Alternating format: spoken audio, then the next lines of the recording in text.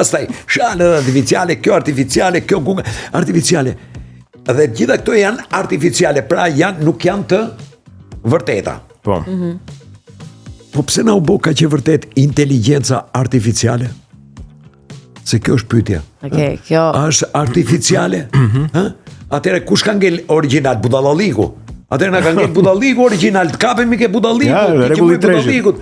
Më e letë, rregulli i treshit. më letë tani futu, edhe un kam një shokun tim ka bërë 10 këngë më vëlla. Po pikërisht. Kërkon tekstin, kërkon muzikën dhe bën. gjë tjetër që po ndodh është shumë njerëz e kanë kthyer në biznes këtë. S'kan lidhje fare me muzikën, po thonë po bëjmë këngë me porosi dhe njerëzit që shkojnë edhe marrin këngë aty janë në një masë të madhe dhe kjo është shqetësuese. Që të investosh ke inteligjencë artificiale do të thotë të heqësh lekët nga diku tjetër. Dhe kam përshtypjen një lekët do hiqen nga arsimimi, nga shkolla. Dhe duke e hequr lekët nga shkolla, nga kultura, duke i futur ke inteligjencë artificiale, ke investuar ke hajvanlliku, që jep të drejtën çdo njeriu pavarësisht asaj masës gri që ken kokë sa është 200 gram, 300 gram, 600 gram, ai mund të bëjë çfarë të dojë. Dhe ai rreshtohet.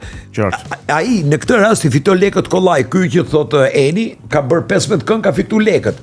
Gjyshja ime ka pason ai që i fiton lekët kollaj rreshtohet edhe këtë mençmit. Tash ky njeriu vjen dhe të rreshtohet këtë mençmit dhe të rrof ty që mendon. Ti që ri merresh me ashtu është. Edhe kam bërë thotë ti s'ke bërë gjë, e ka bërë ajo, inteligjenca artificiale. Inteligjenca artificiale ka bërë simfoninë e 10 të Beethovenit. Ashtu, bukur. Mund ta bëj, po pse më ne kemi ore në këtë nivelin inteligjencës artificiale. Shikoj, kjo mund të jetë më e mirë, Nuk e krahasoj. Nuk du ta krahasoj, unë jam kundër. Kohët kanë ndryshuar. Jo, po ne ndryshojnë kohët kanë ndryshuar për shumë gjëra. Ka ndryshuar ritmi i jetës, ka ndryshuar shumë gjëra. Shikoj. Ne duhet ta pranojmë, po jo të zëvendësohemi nga ajo, se unë mendoj që do se pastaj do filloj të bëhet burri artificial, gruaja artificiale, kalamoni do bëhet. Po të paktën ta gjejmë artificial. Po unë nuk du të ikë kjo. Unë nuk du të shkoj ke kjo. Do ti po. Po mi ma shikoj.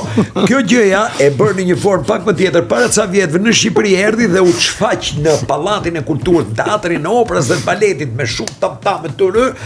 Opera Skënderbeu e Giuseppe Verdit. Në rregull? Po. Festa opera Skënderbeu, Giuseppe Verdi ka bërë operë.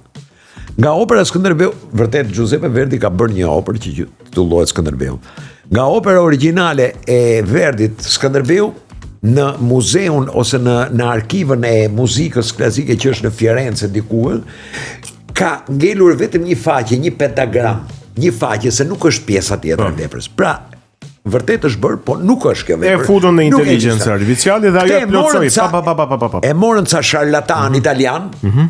sharlatan italian, abuziv, bashkë me një dy këtu të Republikës Popullore Socialiste dhe bashkuan morën një grup notash, një grup morën dhe bën operën dhe u çfaq dhe morën lekët ata pse ishte projekt ky.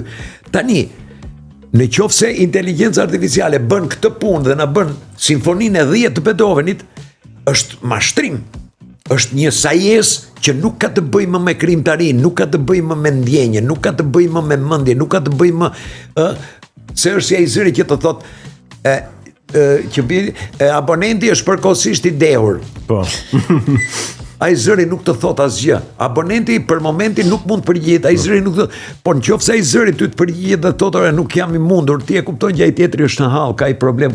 Pra gjithë kjo artificialia për mua kjo, të gjitha këto gjërat artificiale ne ose ata që vinë mbas nesh se neve na marrin të keqen,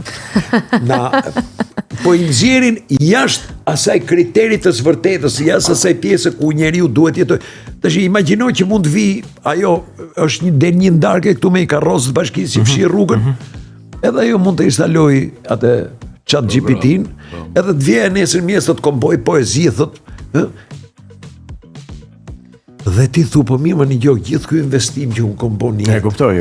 Që të rrihem, që na ka rënë flokët, që na ka rënë dhomët, që ai dysh desh të vraun Greqi më burr. Ai ishte i greko që i shkove në lokal që desh me të pret durët në zonë që ishte. Po Manoli. Manoli, dëgjoj çik. Manoli, ç'të bëri Manoli? Ç'të bëri Manoli se ishte e frikshme kur përpara se ta tregosh Manolin. Do shkojmë tek Bajeman, se do rikthehemi te Manoli direkt. Do ndjekim sugjerimet e librave të javës nga leximtari. Unë jam shumë kurioz të di cilët janë 5 libra të cilët duhet shkojmë me vrap ti blejmë edhe ti lexojmë, sepse ku ka kohë më të mirë se sa muaj nëntor për të lexuar libra, ëh? Dhe rikthehemi më një herë.